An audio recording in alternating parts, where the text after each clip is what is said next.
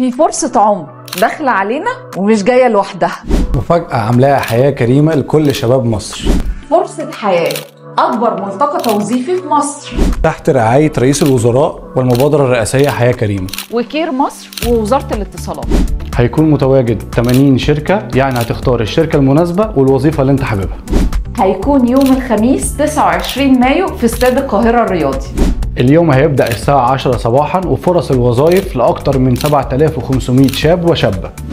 الموضوع مش هزار، ده شغل بجد. يعني ايه؟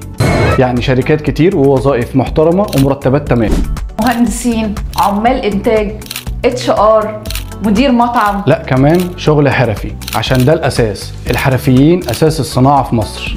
ومش لسه هتحدد ميعاد مقابلة، لا انت ممكن تعمل أكتر من مقابلة في نفس اليوم.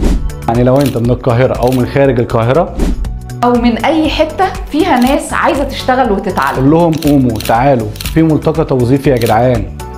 دي فرصة شغل مش هتعدي كده وخلاص. ما تكسلش، الفرصة بتيجي مرة واحدة. احنا هنا بنساعد بعض وعايزينك معانا هناك. احنا بنقول لكم فرص الحياة مش هتستناك، الحق بيها قبل ما تقول يا ريت. هنستناكم يوم الخميس 29 مايو. انت لسه ما جيتش؟